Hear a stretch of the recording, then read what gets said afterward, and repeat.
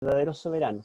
A mí se me fue decirles, pero el propósito es que ustedes puedan leer los capítulos anticipadamente. Y si los pueden leer unas cuantas veces o en más de una versión, mejor. Y si, bueno, tal vez como no le avisé, no lo hicieron, traten de leer mañana en algún momento el capítulo 5 para mañana repasarlo, ¿sí? Bueno, vamos a ver el capítulo 4, que le hemos titulado El verdadero soberano.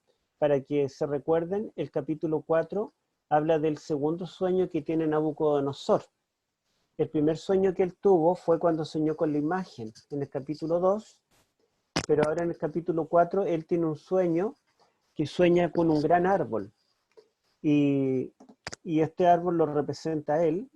Dice el relato bíblico que durante 7 años él sufrió una enfermedad mental que se llama licantropía, en la cual se creía un animal y andaba en 4 pies, comía pasto, el pelo, las uñas, todo le creció. Pero después de esto, él se humilló ante Dios y Dios lo restauró al trono y le dio mucho más de lo que él tenía. Entonces, esta es la historia del capítulo 4, y otra vez solamente Daniel puede interpretar el sueño, los sabios fallan en esto, pero hay una gran verdad detrás de este sueño, un propósito teológico importante que queremos ver. Avanzamos. Bueno, primero vamos a comenzar con la estructura literaria. Yo voy a apagar la estufa acá, que tengo una estufa en los pies y ya está muy fuerte. Bueno, bueno, los que tienen mi libro de Daniel, yo coloco allí una estructura literaria propuesta por David Dorsey, pero la verdad es que nunca me satisfizo mucho su estructura del capítulo 4. Sí, de otros capítulos la encuentro muy buena, pero acá encontré varios defectos, no parece una estructura natural. Entonces hoy trabajé un poco en el texto arameo y también en la Biblia en castellano, y propongo una estructura propia acá, la que ustedes van a ver a continuación, cómo se puede dividir el capítulo 4. Hay una introducción que incluye una alabanza en los versículos 1 al 3, y al final termina con una conclusión que también incluye una alabanza en los versículos 34 al 37. Solamente acá, en el versículo 3, y también la mitad del versículo 34 y el versículo 35 están, digamos, en género poético.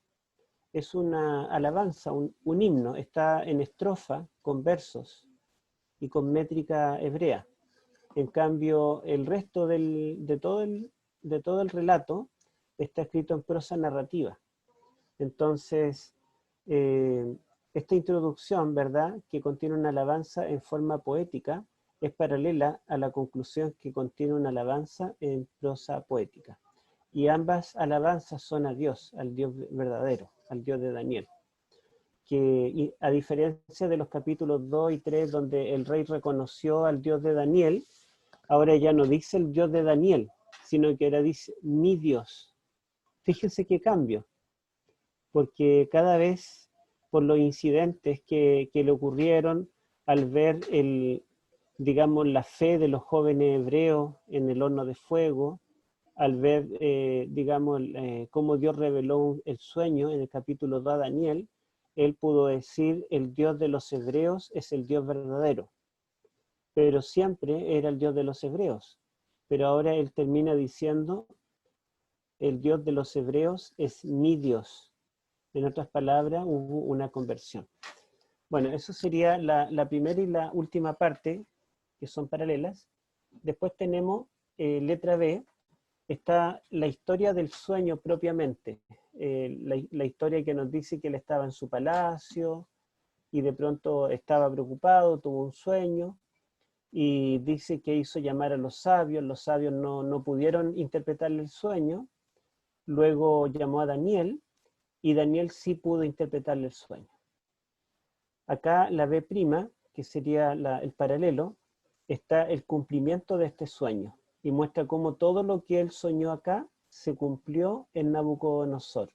Y también comienza diciendo que el rey estaba en su palacio, y y de pronto miró los jardines colgantes y los muros y dice, ¿no es esta la gran Babilonia que yo edifiqué? Y en ese momento, ¿verdad?, viene una voz del cielo que le dicta una sentencia y él se enferma durante esos 7 años. Entonces tenemos la historia del sueño y el cumplimiento del sueño. La palabra palacio solo aparece 2 veces en Daniel 4, que sería acá, cuando está, digamos, cuando introduce la sección del sueño, la historia, el contexto, y también acá aparece por última vez cuando nos habla del cumplimiento de este sueño. La letra C es el relato propiamente tal del sueño, o sea, ahí él cuenta el sueño a Daniel.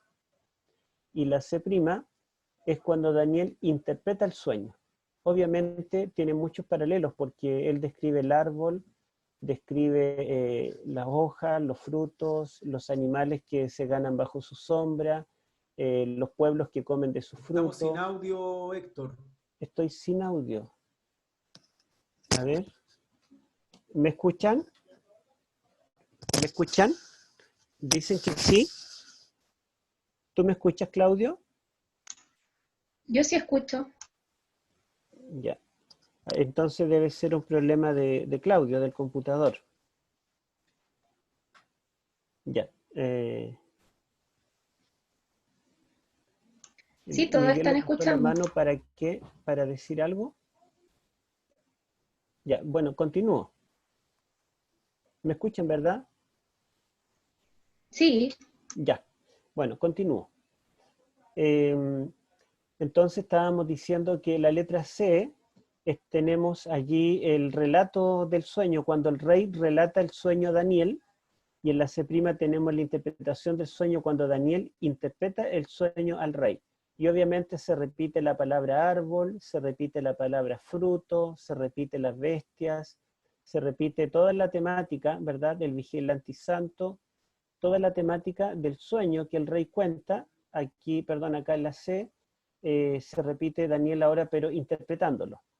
Y el centro, el clímax, yo coloco un clímax distinto al que coloca tanto Dorsey como también otros teólogos que proponen alguna estructura. Yo encuentro que el centro de toda la estructura es el capítulo 4, versículo 17, que es después que el rey relata el sueño, las 2 partes que tiene el sueño, hay una voz que le habla y que le dice que el soberano es Dios y que Dios dará el reino al más humilde de los hombres. Entonces, eso, ¿verdad?, para mí es el centro de toda la revelación. Y vamos a ver algunos detalles después, pero esta es la estructura que yo estoy proponiendo y la voy a incluir en mi libro cuando esté actualizado. Bueno, algo del género literario de Daniel 4. Primero que todo, yo creo que le ha llamado la atención que Daniel 4 es diferente al resto de los capítulos de Daniel. Es diferente porque este capítulo no lo escribió Daniel. Tal vez Daniel lo escribió en su libro, ¿verdad? Pero la verdad es que este es un documento escrito por Nabucodonosor. Leamos, por ejemplo, los primeros 3 versículos para que ustedes, ahí tenemos a nuestro lector Rodrigo. A ver si Rodrigo nos lee el capítulo 4, 1 al 3, para que ustedes se den cuenta que a diferencia del resto de los capítulos donde Daniel es el que se presenta como el que escribe, o el que experimenta la historia, o el que tiene la visión, aquí el que habla es Nabucodonosor. A ver, Rodrigo. Nabucodonosor, rey, a todos los pueblos, naciones y lenguas que moran en toda la tierra, paz os sea multiplicada. Conviene que yo declare las señales y milagros que el Dios Altísimo ha hecho conmigo. Cuán grandes son sus señales y cuán potentes sus maravillas. Su reino, reino sempiterno, su señorío de generación en generación. Gracias, Rodrigo. Ustedes se dan cuenta que comienza diciendo Nabucodonosor a todas las naciones, etcétera, paz os sea multiplicadas. Conviene que yo declare las maravillas que el Dios de los cielos ha hecho conmigo.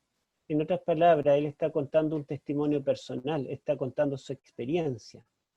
Acá está relatado en primera persona, aunque digamos, este capítulo juega entre la primera y la tercera persona, del versículo 1 al 18, está en primera persona yo, del 19 al 33 está en tercera persona el rey, y del versículo 34 al 37 vuelve a la primera persona, yo, Nabucodonosor. Fíjense el 34, a ver si otra persona, porque veo que Rodrigo tuvo que pararse, a ver si otra persona lee el versículo 34 y leamos del 34 al 37, que es la conclusión.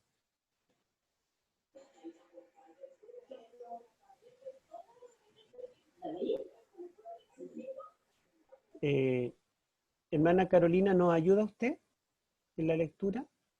Capítulo 4, 34 al 37. Ya. Dice lo siguiente. ¿Me escuchan?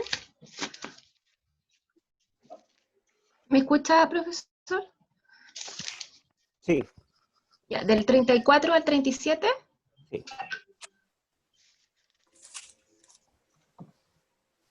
Mas al fin del tiempo yo, Nabucodonosor, alcé mis ojos al cielo, y mi razón me fue devuelta, y bendije al Altísimo, y alabé y glorifiqué al que vive para siempre, cuyo dominio es sempiterno y su reino por todas las edades. Todos los habitantes de la tierra son considerados como nada, y él hace según su voluntad en el ejército del cielo, y en los habitantes de la tierra, y no hay quien detenga su mano, y le diga, ¿qué haces? En el mismo tiempo mi razón me fue devuelta, y la majestad de mi reino, mi dignidad y mi grandeza volvieron a mí, y mis gobernadores y mis consejeros me buscaron, y fui restablecido en mi reino, y mayor grandeza me fue añadida.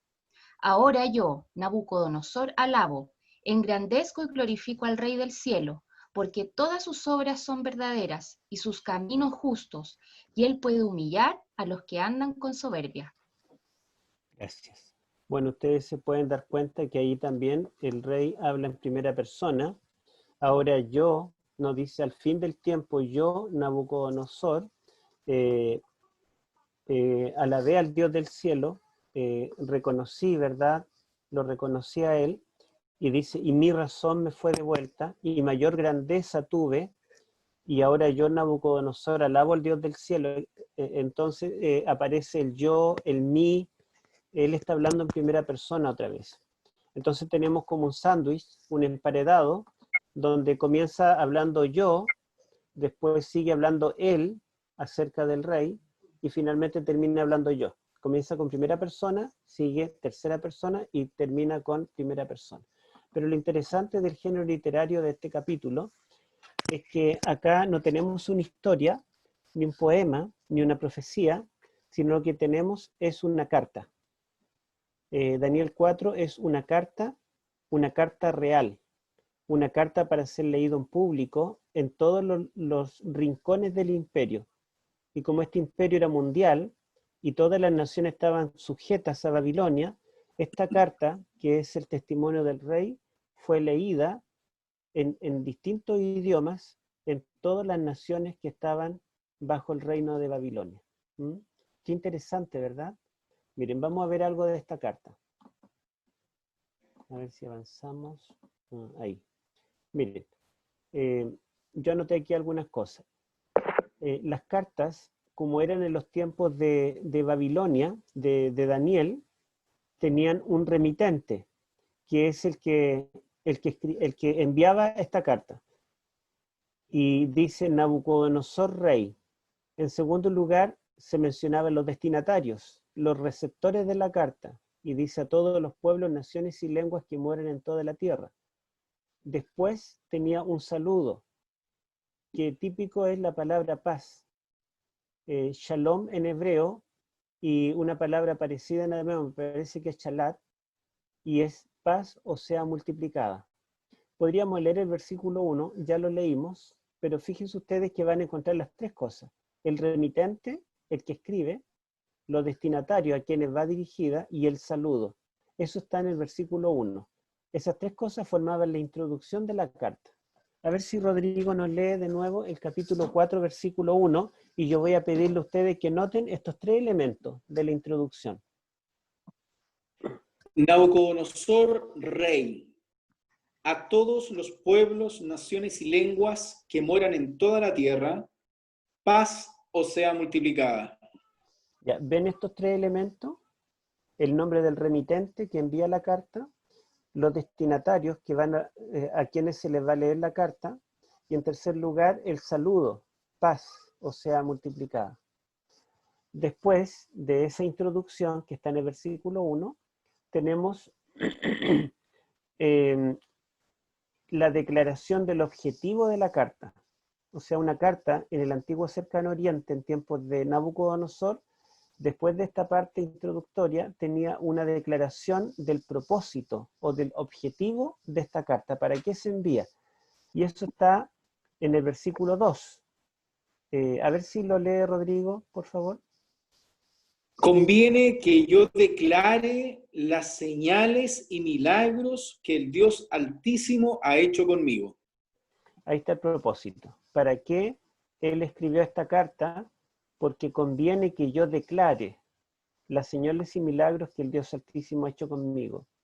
Y luego venía una alabanza a los dioses patronos, en este caso a los dioses babilónicos, al dios Marduk, al dios Nabú, pero en este caso vemos algo completamente distinto a lo habitual en un rey pagano, que estaría en el versículo 3.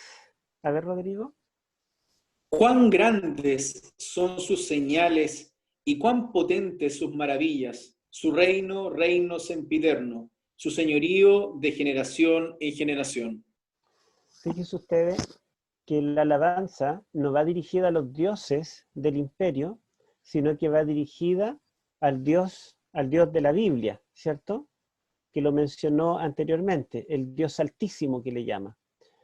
Y después de hablar de su señal y maravilla, dice su reino, reino sempiterno, su señorío de generación en generación.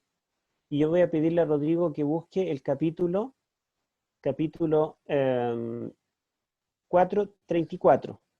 El 4:34, para que ustedes vean cómo es la despedida que termina también con alabanza. 4:34. Al fin del tiempo, yo, Nabucodonosor, alcé mis ojos al cielo, y mi razón me fue de vuelta. Bendije al Altísimo, y alabé y glorifiqué al que vive para siempre. Su dominio es sempiterno, su reino por todas las edades. Fíjense que acá comienza diciendo su reino es sempiterno y su señorío de generación en generación. Y termina diciendo su señorío es sempiterno y su reino de generación en generación. Las mismas palabras, reino, señorío, la intercambia. Acá está reino, señorío y al final señorío, reino. Hay una estructura que se llama un anillo o un inclusio. Comienza y termina en una forma similar esta alabanza. Después tenemos el cuerpo de la carta, que es donde está el contenido y todo lo que se va a relatar. Allí está el contenido del sueño, la experiencia de que los sabios fracasan, Daniel le interpreta el sueño, él vive la experiencia que el sueño le anunciaba, se cumple el sueño en él, y finalmente Dios lo bendice y le devuelve todo lo que él tenía. Entonces, ese es el capítulo 4, es una carta. Dice también que el hecho de que esté relatada en primera persona, la primera y la última parte, coincide con las inscripciones reales del imperio neobabilónico que han encontrado los arqueólogos. Y yo leí varios comentarios de eruditos y muestran que efectivamente las cartas de los tiempos bíblicos eran así, en el tiempo de Nabucodonosor. Por lo tanto, estamos frente a una carta escrita por el rey para ser leída públicamente en todos los rincones del imperio. Todo el imperio pudo saber que el Dios de los hebreos, el Dios Altísimo, era el Dios verdadero. Imagínense lo que Israel no logró, no hizo, porque ellos no testificaron, lo hizo el rey de Babilonia. Interesante, ¿verdad? Porque si no predicamos, las piedras lo harán. Ojalá que ahora no pase igual, ¿verdad? Que nosotros terminemos la obra y no tengan que venir otros. Veamos los sueños del rey. Vamos a comparar el sueño del capítulo 2 con el sueño del capítulo 4. Yo puse una lista de cosas, tal vez no están todas, puede que algo se me escapó, pero puse algunas semejanzas y algunas diferencias. Bueno, ahí tenemos al rey que era bueno para soñar. En el capítulo 2, bueno, habla de un sueño, y en el capítulo 4 también le llama sueño. En el capítulo 2 es Daniel quien registra esto. Daniel nos cuenta que el rey tuvo un sueño. Pero acá en el capítulo 4, Nabucodonosor mismo registra su sueño. Está en primera persona. Él es el que cuenta la historia. En el capítulo 2, el contexto del sueño es mucho más amplio que el sueño. Ustedes pueden ver que el sueño está en unos 4 versículos al final, pero toda la primera parte se ocupa de la historia, de que el rey no recordaba o no quería recordar y que manda a matar a los sabios, aparece Ariok, varios personajes aparecen, ¿verdad? Entonces el contexto es bastante largo y el sueño es pequeño, muy poco lo que se dice. En cambio acá el contexto es muy pequeño, pero casi todo el capítulo 4 es para el momento cuando el rey narra el sueño y después cuando Daniel le interpreta el sueño. El sueño, la parte visionaria, tiene mucho más espacio que lo que tiene el contexto en este capítulo. Y esto nos sirve, nos acerca a la parte apocalíptica del libro, donde la parte visionaria va a ocupar el 99% y en la introducción, el contexto va a ser solamente un versículo. Después tenemos que el capítulo 2 nos da la fecha. Perdón, el capítulo 2 no nos da la fecha. ¿Sí? O sea, eso tienen en común los únicos 2 capítulos donde Daniel no nos dice la fecha, o sí nos dice la fecha, el año segundo de Nabucodonosor. Entonces el capítulo 2 nos da la fecha en que el rey tuvo el sueño, pero el capítulo 4 no nos da la fecha, no nos dice cuándo tuvo el sueño. En el capítulo 2 él estaba temeroso del futuro, estaba pensando en lo que habría de venir. En el capítulo 4 él tiene el sueño en un momento de confianza, porque él ya tiene un reino consolidado. Podemos decir que Dios se revela a él cuando está temeroso, cuando el futuro es incierto, y también Dios se revela cuando él está confiado, cuando tiene una vida establecida. Y esto es interesante porque nosotros también no solamente necesitamos de Dios cuando estamos enfrentando alguna prueba, sino también cuando estamos bien. En ambos casos necesitamos la palabra de Dios. Bueno, en el capítulo 2, el rey no recordó el sueño, o bien no lo quiso recordar. Vimos que había todavía una imprecisión en la palabra aramea, pero acá claramente él recordó el sueño, ¿verdad? Es interesante que en el capítulo 2 los sabios le dijeron, rey, si tú te recuerdas del sueño, nosotros somos profesionales. Te aseguramos que te vamos a interpretar el sueño. Solamente dinos el sueño y nosotros te mostraremos la interpretación. Pero si tú no nos dices el sueño, es imposible. Bueno, en el capítulo 4 el rey los llamó y les dijo, ahora sí me recuerdo del sueño. Y se los contó, pero ellos no supieron interpretarlo. Esto muestra el fracaso profundo de los sabios de Babilonia. La verdad es que esa sabiduría babilónica, aunque tenía mucha técnica, mucha aceptación, se publicaba en las principales journals científicos y también a nivel popular, y lo veían en televisión todos los días, la gente se enseñaba desde la enseñanza básica, esa sabiduría no era una sabiduría correcta. Ellos fracasaron cuando el rey no recordó el sueño, pero también fracasaron cuando el rey sí lo recordó. No pudieron cumplir lo que habían prometido. Bueno, entonces en ambos capítulos tenemos que solo Daniel pudo interpretar el sueño. Ese elemento es en común. Ahora, en el capítulo 2, él sueña con una gran imagen parada en la tierra, y una piedra que venía del cielo. En el capítulo 4 dice que sueña con un gran árbol y un vigilante y santo que desciende del cielo. ¿Se dan cuenta que hay alguna similitud en este sueño?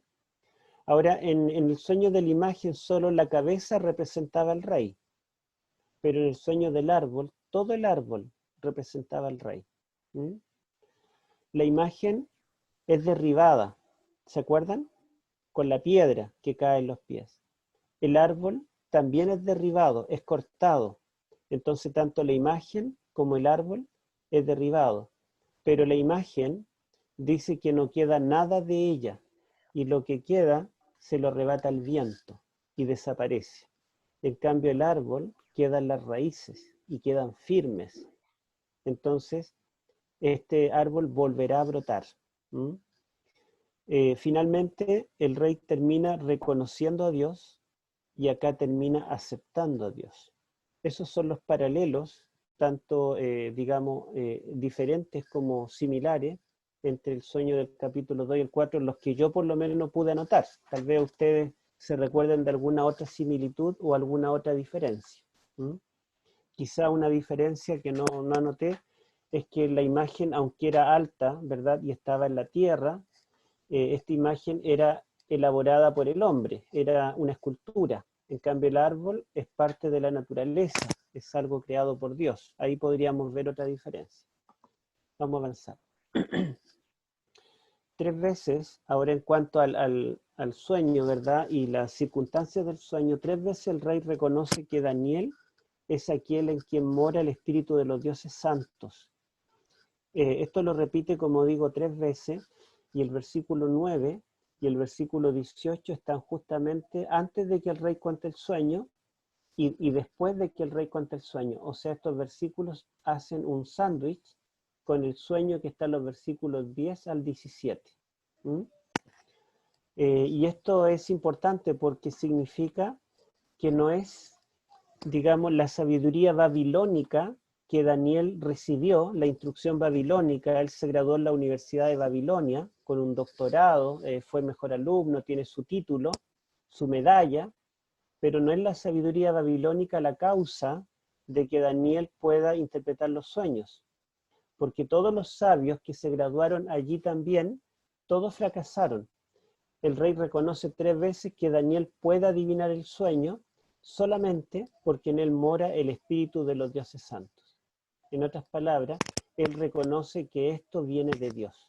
Esto no es algo humano. Es interesante, habíamos dicho también que Daniel y José en Egipto tienen muchos paralelos. Un paralelo más es que Faraón también reconoció que en José moraba el espíritu de Dios. Es un paralelo también. Ahora, anoté aquí un autor, un erudito judío que dice, así, reconociendo esto, Nabucodonosor reconoce que Daniel tiene la capacidad de interpretar sueños no por la enseñanza recibida en las escuelas de la corte, sino porque ha recibido este don de Dios. La implicación de la declaración del rey es clara. Solo Dios conoce lo que el futuro nos tiene reservado. Yo creo que estamos de acuerdo, ¿cierto? Bueno, vamos a entrar al sueño propiamente tal del capítulo 4. Estructuralmente, este sueño, cuando lo cuenta el rey y también después cuando Daniel lo interpreta, es dividido en 2 partes. Primero la visión del árbol y después la visión del vigilante y santo.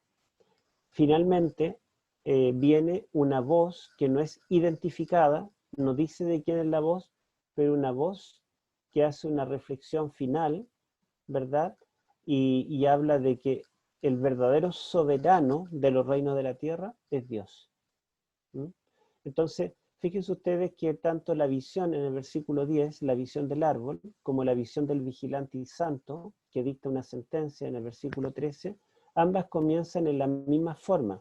Comienzan con visión de mi cabeza y sueño. ¿Podemos leer el versículo 10, Rodrigo? Y después el 13, y vamos a ver que cada uno de estos elementos del sueño son relatados como 2 cosas distintas dentro de un mismo sueño. Versículo 10. Estas fueron las visiones de mi cabeza mientras estaba en mi cama. Me parecía ver en medio de la tierra un árbol cuya altura era grande. Versículo 13. Vi en las visiones de mi cabeza, mientras estaba en mi cama, que un vigilante y santo descendía del cielo. Ya. Se da cuenta que en ambas introduce la escena como visiones de mi cabeza mientras estaba en mi cama. Yo coloqué aquí en arameo para que ustedes vean. No importa que no es para que lo lean ni lo traduzcan, solamente para que ustedes vean cómo se repiten las palabras. Ahí dice, vi, está, yo lo puse de blanco porque aquí también está el mismo verbo.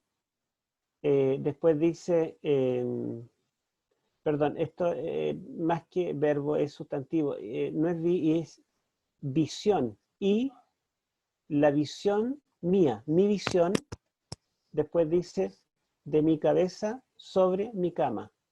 Aquí, entonces, de mi cabeza sobre mi cama. Fíjense ustedes que se repite acá también en el versículo 13, de mi cabeza sobre mi cama. Y después dice aquí, a ver, vi, a ver, este es el verbo estar, cero estar en castellano. Viendo estar, a ver, la voy a traducir entera. Y visión de mí, literalmente, o mi visión de mi cabeza sobre mi cama, viendo estaba y he aquí. Ambos terminan y he aquí.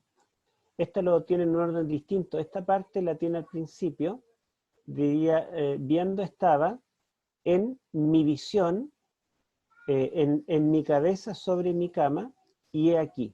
Pero ustedes pueden ver que ambas terminan en esta palabra, ambas tienen ¿verdad? Visión de mi cabeza sobre mi cama, lo tiene acá, y ambas tienen acá viendo estaba, una al principio, otra casi al final, pero básicamente se repite lo mismo. Son frases, ¿verdad? Una larga oración que introduce la visión del árbol, y luego esta misma oración, en un orden un poquito distinto, introduce ahora otra visión dentro del sueño, que sería la visión del vigilante y santo que desciende del cielo. Y aquí mencionábamos que hay un contraste entre el árbol que crece desde la tierra, queriendo alcanzar al cielo, dice cuya copa llega al cielo, pero crece de abajo. En cambio, el vigilante y santo dice que viene descendiendo del cielo a la tierra, trayendo una sentencia sobre el árbol.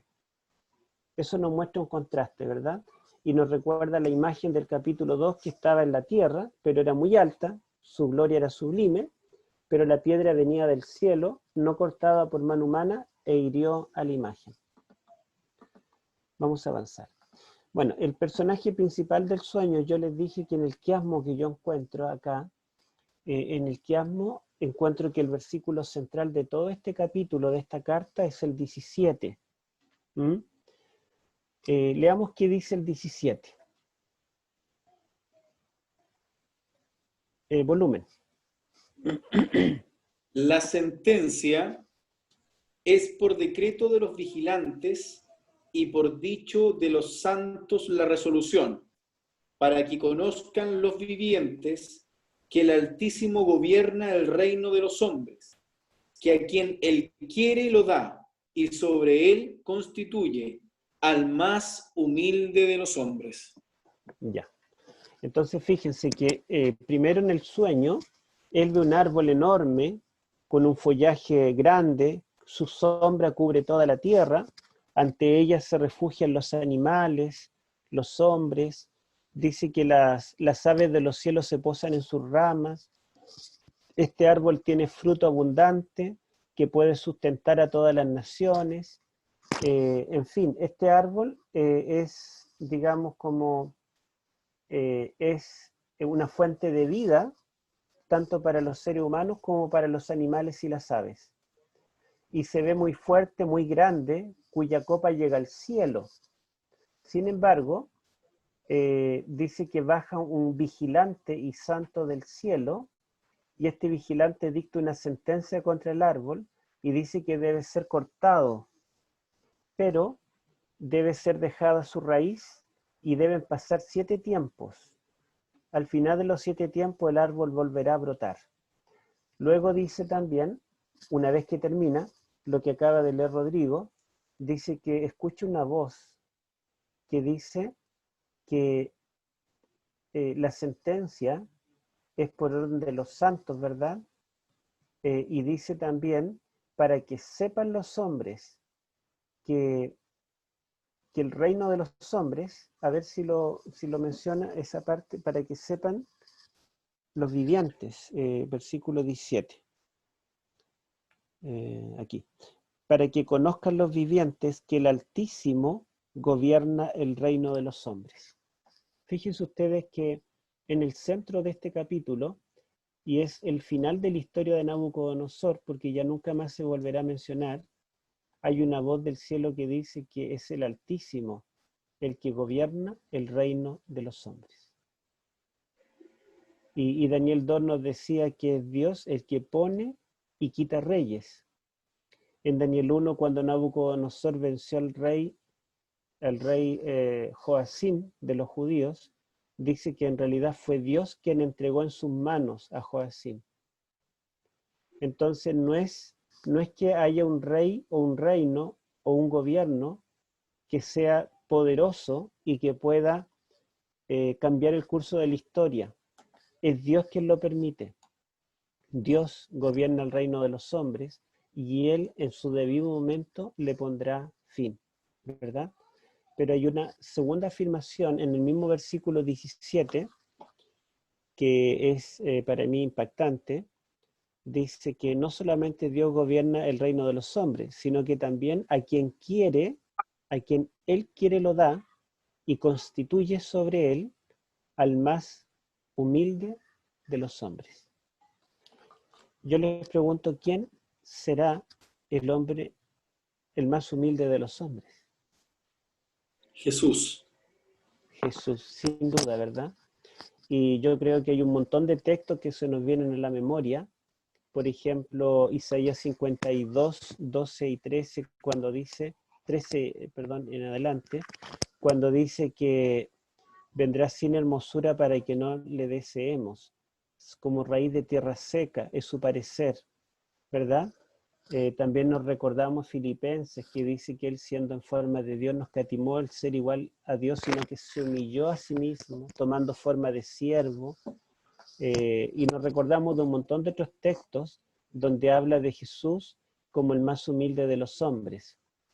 También podemos ver la historia de su nacimiento. Jesucristo nació en la pequeña ciudad de Belén y ni siquiera tuvo una cama para nacer. ¿Lo recuerdan?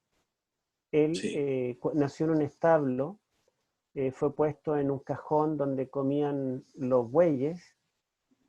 Entonces, el más humilde de los hombres, porque nosotros, la mayoría, somos o de escasos recursos o de clase media baja, pero a pesar de eso, todos tuvimos una cuna donde nacer, tuvimos ciertas comodidades, y tenemos para darle a nuestros hijos, pero Jesucristo ni siquiera tuvo eso, y se crió en la ciudad, en una de las ciudades más pobres, en la favela de Israel, ¿verdad?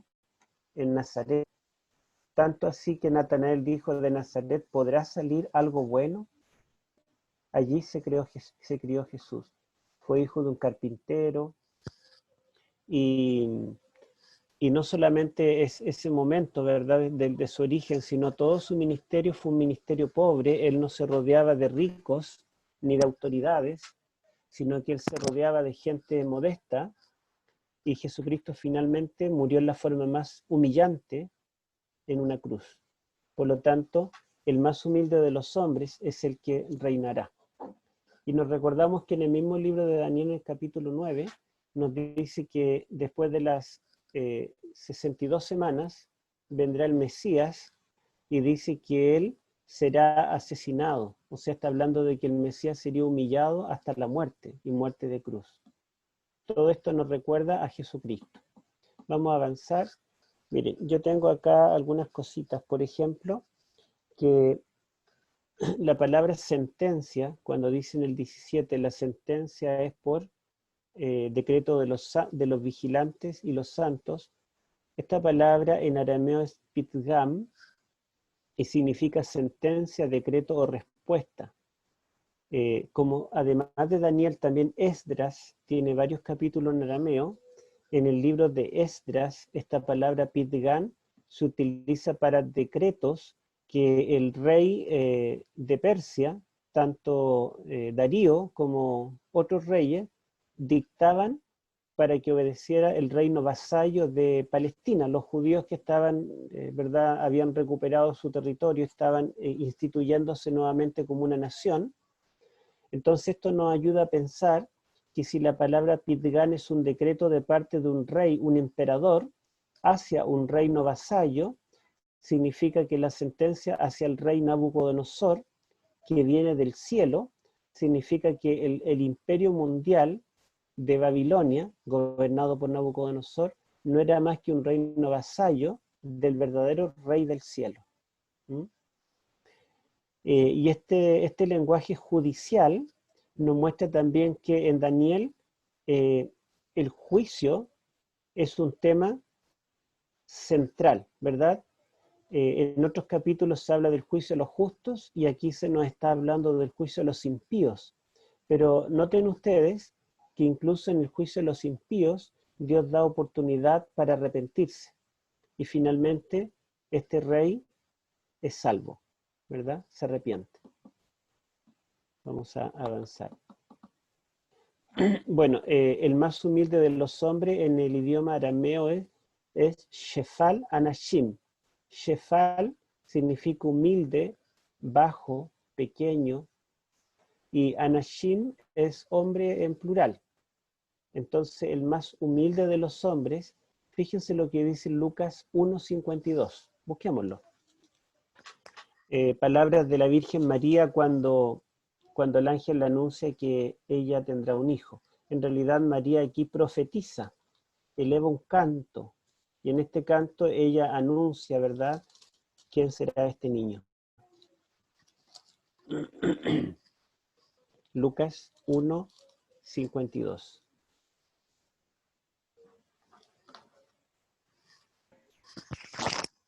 Quitó de los tronos a los poderosos y exaltó a los humildes. Ya. Bueno, dentro de este canto, yo no puse todo el canto para no ocupar todo el tiempo, pero alaba a Dios porque con el nacimiento de Jesús, Dios está quitando del trono a los poderosos y está exaltando a los humildes. Es interesante que Jesucristo nació en el tiempo del Imperio Romano, el cuarto imperio de los 4 imperios que ven el capítulo 2, representados por la imagen. Estos reinos debían pasar uno tras otro, pero finalmente el reino será dado al más humilde de los hombres. Y tenemos el cumplimiento de esto, que todavía no ha venido, está en el futuro, pero en Daniel 7, 13 y 14, que lo conocemos, dice que cuando termina el juicio investigador, el Hijo del Hombre comparece ante el anciano de días en el cielo, y Dios, el soberano, le entrega al Hijo del Hombre el reino, el poder y la gloria por los siglos de los siglos. En otras palabras, Jesucristo recuperará el reino de este mundo, que es el reino que Satanás usurpó y lo ha entregado a distintos soberanos corruptos y crueles, pero finalmente Cristo establecerá un reino donde el lobo morará con el cordero y un niño los pastoreará. La humildad del rey mesiánico que va a venir es un contraste con la arrogancia del rey de Babilonia. Fíjense ustedes el versículo 28, me parece, del capítulo 4. Capítulo 4.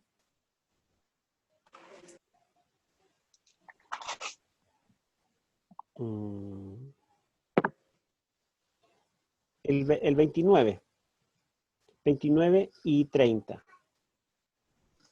Al cabo de 12 meses, paseando por el palacio real de Babilonia, habló el rey y dijo: ¿no es esta la gran Babilonia que yo edifiqué para casa real con la fuerza de mi poder y para gloria de mi majestad?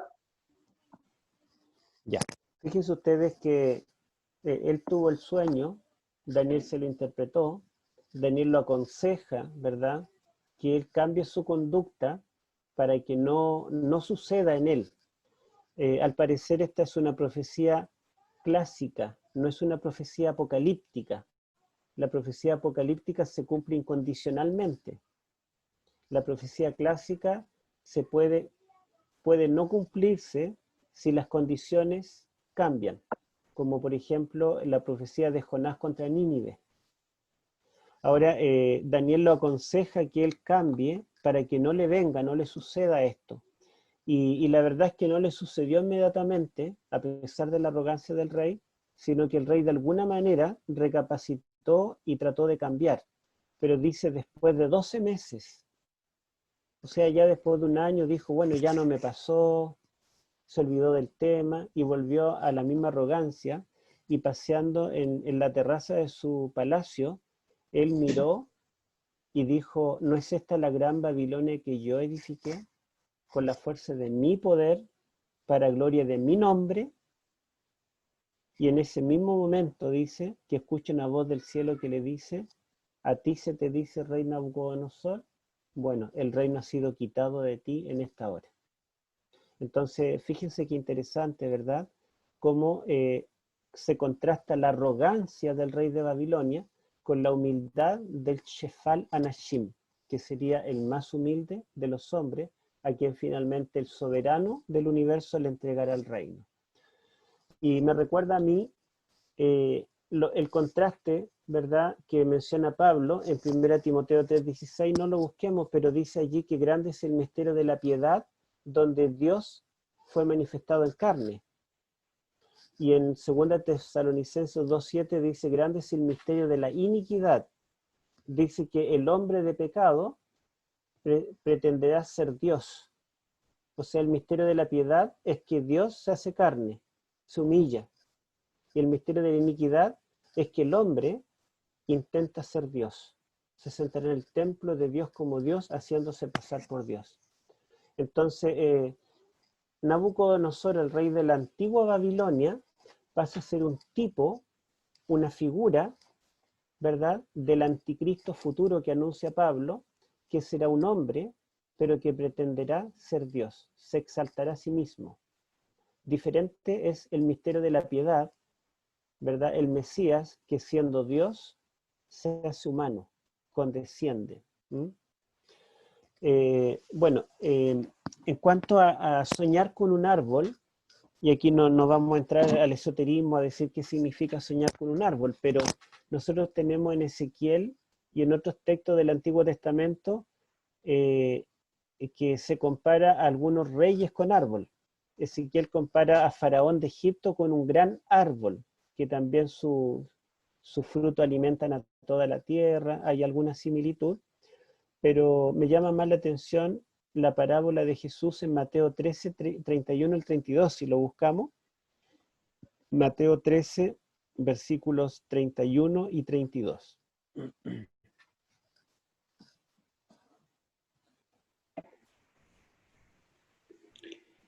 Otra parábola les refirió, diciendo, el reino de los cielos es semejante al grano de mostaza que un hombre tomó y sembró en su campo.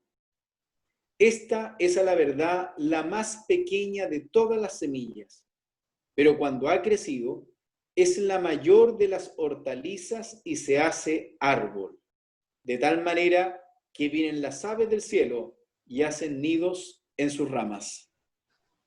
Ya, yo no voy a dedicarme a ver todas las semejanzas y diferencias, pero ustedes se dan cuenta que aquí también habla del grano de mostaza, que siendo la más pequeña de las semillas, la más humilde de las semillas, llega a ser un gran árbol que da sombra, en sus ramas se posan las aves, a sus sombras se ganan los animales.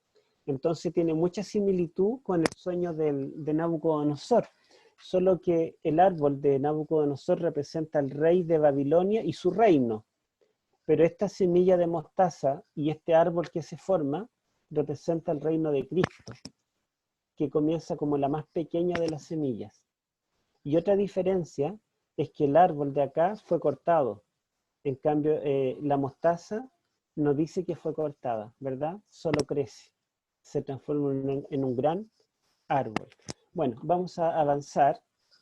Aquí yo hice un contraste entre Adán y Nabucodonosor, porque Adán fue el primero que poseyó la tierra y tuvo dominio sobre toda la tierra. Dios le entregó ese dominio en la creación. Y aquí vemos que Dios permite que Nabucodonosor tenga el dominio sobre toda la tierra, formando un imperio mundial. Adán vivía en el Edén, y el Edén era cruzado por un río. Babilonia era cruzada por un río, ¿se acuerdan? Bueno, el Edén era un hogar jardín, porque en realidad era el hogar de Adán y Eva, pero era un Edén, un jardín, un huerto. Y Babilonia era una ciudad jardín. El nombre más antiguo de Babilonia que se ha encontrado en las tabletas cuneiformes de 2500 años antes de Cristo es Tintir, que literalmente significa en acadio el bosque de vida. Interesante, ¿verdad? Y de hecho sabemos que la ciudad de Babilonia que Nabucodonosor reconstruyó, la hizo con jardines colgantes. Parecía un huerto. Bueno, el Edén era el primer santuario. Los que han visto mi seminario o participaron del seminario del santuario, vimos que el Edén fue el santuario que Dios instituyó en la tierra antes de la entrada del pecado, y también vemos que Babilonia era una ciudad que pretendía ser un santuario. La palabra palacio que aparece allí en el versículo 1 y 29, cuando dice que él estaba en su palacio, es la palabra aramea heikal, que significa también templo. Interesante, ¿verdad? Bueno, el árbol dice que el árbol de Nabucodonosor dice que estaba en medio de la tierra, y nos recordamos que en el Edén el árbol de la vida estaba también en medio del jardín.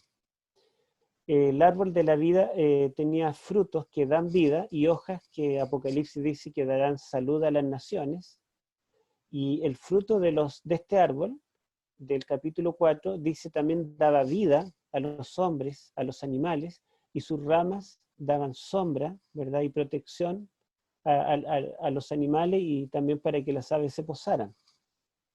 El Edén era el lugar del encuentro de Dios con el hombre, y Babilonia significa Bab-Ilú, puerta de Dios. Adán es el que labró el huerto del Edén. Nabucodonosor es el que construyó los jardines colgantes y además reconstruyó Babilonia. Dice Génesis que aún estaba el fruto en su boca cuando vino la sentencia. Y acá dice que aún estaba la palabra de orgullo en la boca de Nabucodonosor y vino también una sentencia. El pecado de Adán fue querer ser como Dios, en la oferta que le hizo la serpiente a Adán y Eva. El pecado de Nabucodonosor es querer ser como Dios. Adán fue expulsado del Edén. Nabucodonosor fue expulsado del palacio.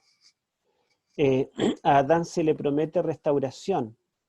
A Nabucodonosor se le promete restauración. Se anuncia el Mesías en Génesis 3:15 y se anuncia el Mesías en Daniel 4:17. Hay similitud, ¿verdad?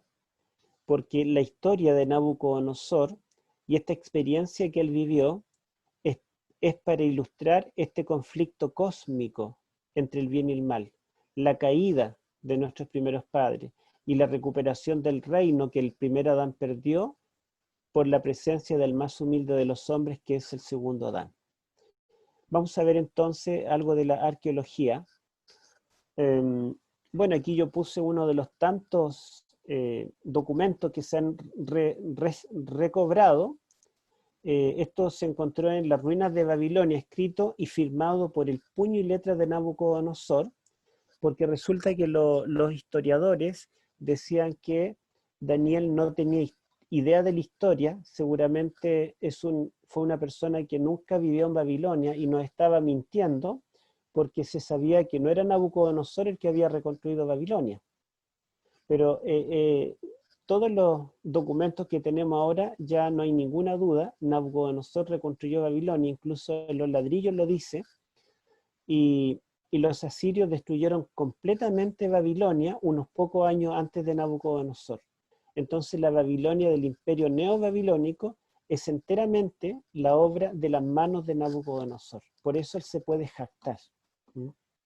Bien, también en los rollos del Mar Muerto se encontró un documento que habla acerca de Nabonido, el último rey, el padre de Belsasar, que dice que él durante 7 años estuvo enfermo y tuvo un sueño que un judío le interpretó.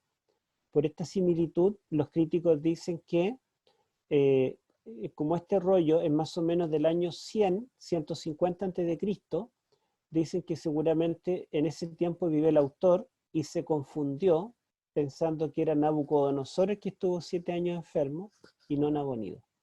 Yo pongo aquí varios argumentos que demuestran que esto es erróneo, no me voy a detener, pero ustedes lo van a ver después. Por otro lado, se encontró otro documento escrito en escritura cuneiforme, en tableta de greda, del tiempo de Nabucodonosor. O sea, esta es una fuente primaria, no es del siglo I ni II antes de Cristo. Y esta fuente primaria cuenta que el rey estuvo durante un tiempo actuando como loco, como demente, y dice que dejó a cargo del reino a su hijo Amel-Marduk. Este documento, escrito en el mismo tiempo de Nabucodonosor, es mucho más confiable históricamente como fuente primaria que el otro documento espurio que fue escrito después. Bueno, los 7 tiempos. Dice el sueño que el árbol será cortado y pasarán 7 tiempos. Entonces, esos 7 tiempos son literales o simbólicos. ¿Y qué significa tiempos? Generalmente lo entendemos como años. Bueno, si nosotros pensamos de forma lógica, no podrían ser periodos más largos de años, porque si eso ocurrió en la vida de Nabucodonosor, el rey no vivió más que años, no vivió siglos, no vivió milenios, entonces tienen que ser años. Podrían ser meses, pero la verdad es que el rey reinó 46 años. Una experiencia de 7 meses no sería tan significante, y la palabra tiempo se utiliza en el Antiguo Testamento en forma intercambiable con la palabra año, de tal modo que la versión que tradujeron los rabinos 3 siglos antes de Cristo al griego, la Septuaginta, en vez de 7 tiempos, traduce 7 años. Flavio Josefo, el historiador judío del siglo I, también, él, en vez de hablar de 7 tiempos, habla de los 7 años de la locura de Nabucodonosor. Aquí hay algunas fechas que proponen algunos eruditos, yo no las voy a mencionar, se las dejo allí, están en mi libro también, cuándo serían posiblemente esos 7 años. Hay un grupo religioso que no voy a decir cómo se llaman, pero diré las iniciales, TJ. Ellos creen que estos 7 tiempos o 7 años son simbólicos. Entonces le aplican el principio de día por año y calculan que son 2520 años que pasarían desde el año 607 a.C. hasta el año 1914. ¿Qué pasaría en ese tiempo? Ellos decían Cristo vendría, pero como no vino, sino que al revés vino una guerra mundial, en esta fecha comenzó la Primera Guerra Mundial, ellos dicen, bueno, Cristo no vino, pero comenzó a reinar en el cielo y lanzó a la tierra a Satanás, y Satanás causó la Primera Guerra Mundial. Esa es la interpretación de ellos. Dentro de los problemas es que ellos comienzan este periodo del año 607, que es el año, según se pensaba en el siglo XIX, en que Nabucodonosor había comenzado a reinar. Pero luego se descubrió con fuentes primarias de que Nabucodonosor comenzó a reinar el año 605 a.C. Por lo tanto, esto no terminaría en el 1914, sino en el 1912. Fuera de eso, el texto no dice que estos 7 tiempos se comienzan a contar desde que el rey comenzó a reinar, sino que hacia el final de su reinado, e intencionalmente Dios no nos da la fecha del sueño, ni tampoco la fecha cuando comenzó ni cuando terminó. Y además de eso también vemos que el mismo texto dice varias veces el árbol que viste, tú mismo eres, oh rey. No podría representar otra cosa que dure 2520 años. La sentencia del Altísimo ha venido sobre mi Señor el Rey. 7 tiempos pasarán sobre ti. Es un periodo literal que pasaría sobre él. Todo esto vino sobre el rey Nabucodonosor. 7 tiempos pasarán sobre ti. En la misma hora se cumplió la palabra sobre Nabucodonosor. Al fin del tiempo yo, Nabucodonosor, alcé mis ojos, mi razón me fue de vuelta. Ahí terminan los 7 tiempos.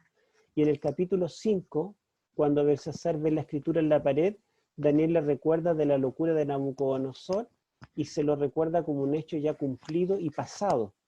Por lo tanto, no podrían representar 2520 años que estaban todavía transcurriendo hasta 1914. Bueno, ahora, si el sueño es simbólico, porque el árbol no es un árbol literal, sino que el árbol simboliza al rey, requiere que se interprete los 7 tiempos como simbólicos también. ¿Lo habían pensado? Si el sueño es un símbolo, o se da en símbolo, el árbol simboliza al rey, no es literalmente el rey. Entonces los tiempos deben ser simbólicos. Yo quiero llevarlo al texto, busquémoslo otra vez allí en el versículo dijimos versículo 9, no, vamos, 10, vamos a leer del 10 al 13. Y vamos a ver el árbol y vamos a ver los 7 tiempos, 10 al 13. Estas fueron las visiones de mi cabeza mientras estaba en mi cama. Me parecía ver en medio de la tierra un árbol cuya altura era grande. Crecía este árbol y se hacía fuerte, y su copa llegaba hasta el cielo y se lo alcanzaba a ver desde todos los confines de la tierra. Su follaje era hermoso, su fruto abundante, y había en él alimento para todos. Debajo de él, a su sombra, se ponían las bestias del campo. En sus ramas anidaban las aves del cielo y se mantenía de él todo ser viviente. Vi en las visiones de mi cabeza, mientras estaba en mi cama, que un vigilante y santo descendía del cielo. Ahí no menciona los 7 tiempos, ¿verdad? Leamos un poquito más, hasta el 16.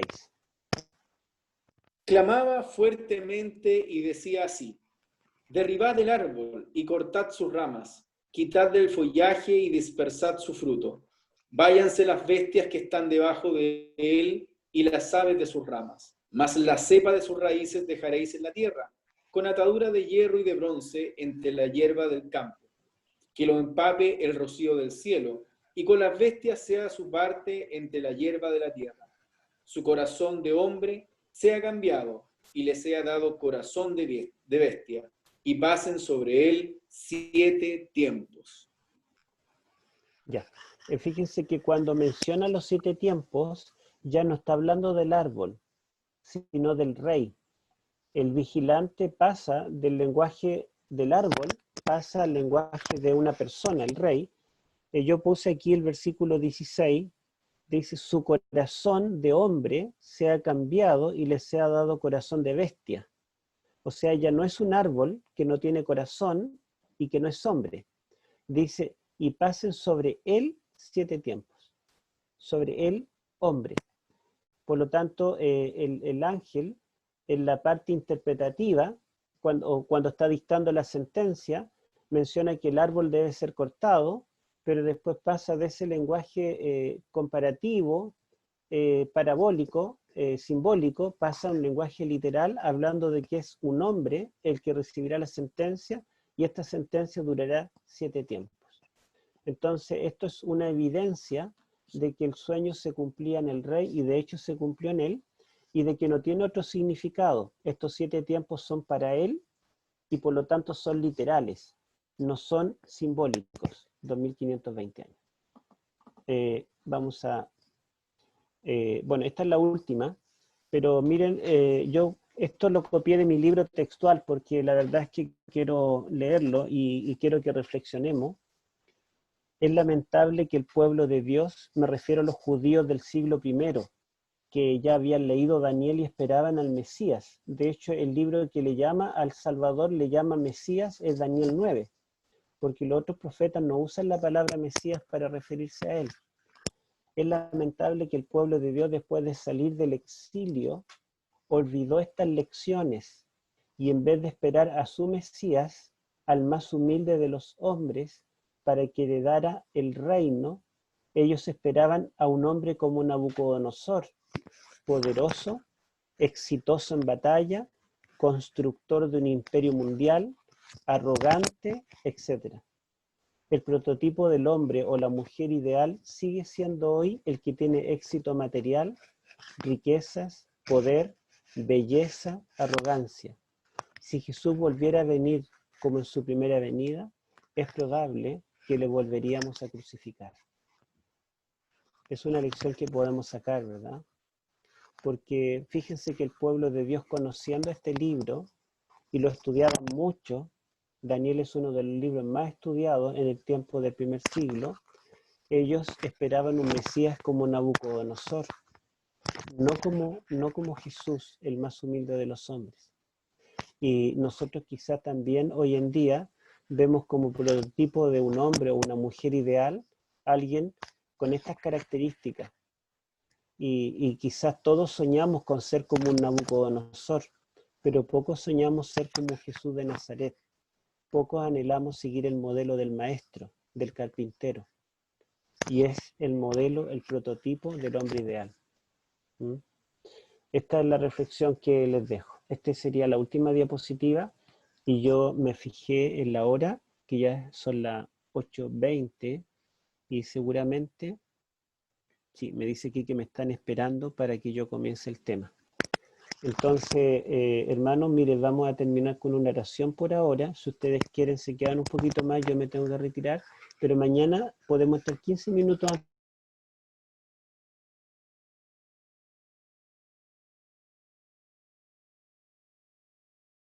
Y respondemos algunas preguntas y luego comenzamos nuestro tema.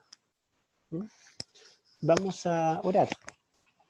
Los invito a cerrar los ojos. Padre Celestial, te damos gracias porque hemos podido estudiar este capítulo 4. Sabemos, Señor, que tiene muchas verdades que tú nos quieres revelar. Te damos gracias porque nosotros no necesitamos vivir 7 años sufriendo como Nabucodonosor para aprender la experiencia, sino que podemos aprender de sus errores y no repetirlos. Sabemos, Señor, que en el terreno de la salvación no son los méritos, no son los logros, la arrogancia humana la que alcanzará el cielo, sino que es al revés, en la humildad, la dependencia de Jesucristo, la aceptación de Él. Te pedimos, Padre, que nos des tu bendición, bendícenos en este seminario, te pedimos que podamos conocer más aún al Dios de Daniel y que ojalá podamos vivir una experiencia similar a Él también en varios aspectos. Quédate con nosotros, bendice a nuestros hermanos, sobre todo los que están padeciendo enfermedad, problema económico o de cualquier otra índole. Te lo rogamos por Jesús. Amén. Hermano,